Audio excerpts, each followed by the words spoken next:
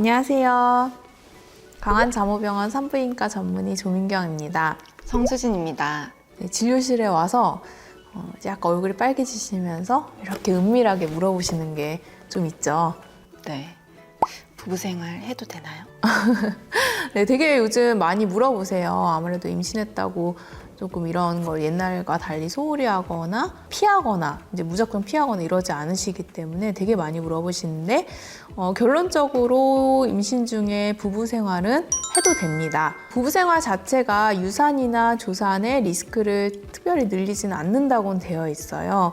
근데 실제로 외래에서 보면 이제 부부 생활하고 나서 좀 아랫배가 뻐근하다, 땡긴다 이제 이런 얘기를 많이 하시는데요. 실제로 부부 생활 시에 여성의 몸에서 나오는 옥시토신이라던가 남성의 정액에 들어있는 프로스타글란딘 그리고 또 부부 생활하면서 자궁 경부가 좀 자극되고 하기 때문에 실제로 약간의 그 자궁 수축이 유발될 수 있다고 되어 있습니다. 하지만 이런 경우에는 약간 휴식을 취해 주시고 무리하지 않으시면 조산이라던가 심각한 조기 진통으로 넘어가는 경우는 거의 없다고 되어 있습니다. 하지만 좀 부부 생활을 피하는 게 좋으신 경우도 있죠. 전치태반이라고 진단을 받은 경우 또는 습관성 유산, 반복 유산에 이력이 있으신 분들 또는 현재 지금 최근에 출혈이 있었던 경우 또는 조기 진통으로 치료를 받고 계시거나 최근에 입원을 했던 경우에는 피하는 것이 좋습니다. 그래서 아무래도 아까 말씀드린 것처럼 자궁 수축을 유발할 수 있기 때문에 임신 중 뭔가 합병증이 좀 예상이 되거나 위험한 상황이다라고 판단되는 경우는 피하는 것이 좋습니다. 보통 임신을 하게 되면 임신 초기에는 입덧으로 고생하고 좀 불안한 감정도 있고 내가 엄마가 된다는 두려움도 있고 그리고 임신 중에 조금 이렇게 기분 자체가 무드가 왔다 갔다 하기 때문에 보호자분들께서는 반드시 이런 걸 고려를 해서 내 와이프의 이런 몸 상태나 기분 같은 걸 배려해 주시는 게 굉장히 중요합니다. 그러면 이제 좀 피해야 하는 자세 같은 것도 있을까요?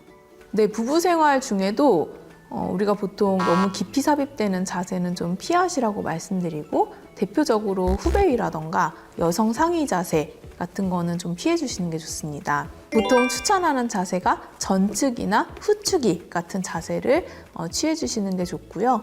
여러 가지 감염 위험성 때문에 반드시 콘돔은 착용해 주시는 게 좋습니다.